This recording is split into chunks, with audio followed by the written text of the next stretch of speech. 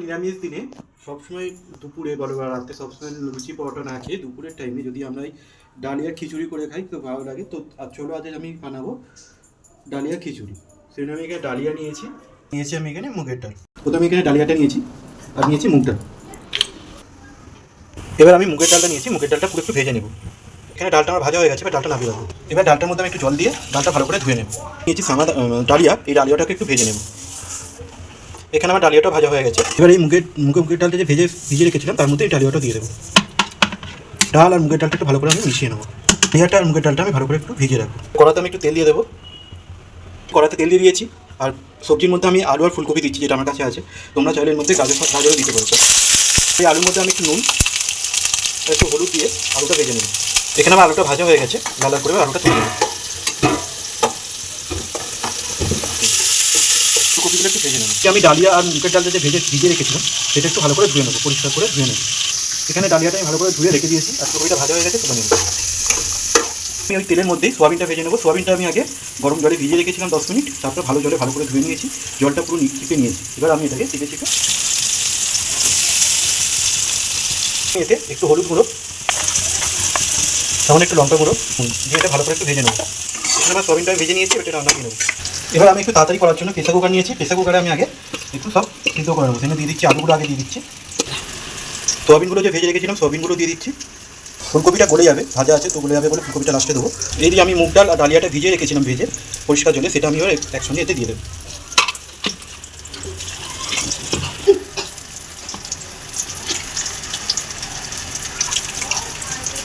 এবার এই ফুলকপিগুলো এতে দিয়ে দেবো।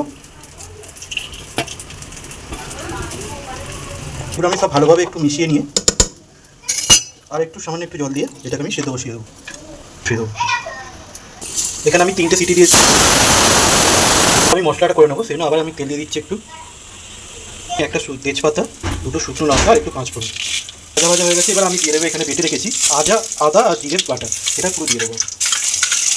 লো ফ্লেমে আমি এটা একটু মশলাটা কষিয়ে নেবো। তো টমেটো কুচি, 2টো কাঁচা লঙ্কা দিয়ে দেবো আমি অল্প করে, কাঁচা লঙ্কা গুঁড়ো, হলুদ গুঁড়ো, স্বাদ মতো নুন, আর অল্প একটু চিনি। মশলা একটু ভালো করে আমি কষিয়ে নেবো।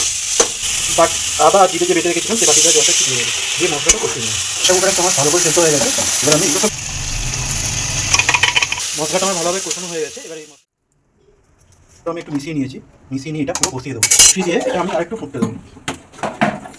এখানে আমার ডালিয়ার খিচুড়িটা হয়ে গেছে, আলুটা আমার সেদ্ধ হয়ে গেছে। এবার এর উপরে ধনে পাতা দিয়ে দিলাম আর দিয়ে দেবো অল্প একটু ঘি। নিরামিষ রান্না তো ঘি দিলে খিচুড়িটা ভালো লাগবে খেতে। একটু নাড়ি মিশিয়ে নিয়ে খিচুড়িটা আমার হয়ে গেছে, আমি নামিয়ে নেবো। আমার হয়ে গেছে। এবার নিরামিষ দিনে এরকম গরম গরম ডালিয়ার খিচুড়ি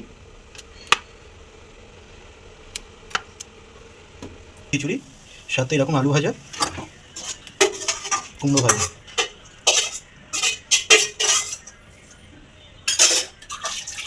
একটু পাঁপড় ভাজা। তো কেমন লাগছে বন্ধুরা অবশ্যই কমেন্ট করে জানিও, আর রেসিপিটা কেমন লাগলো অবশ্যই কমেন্ট করে জানিও। টাটা বন্ধুরা।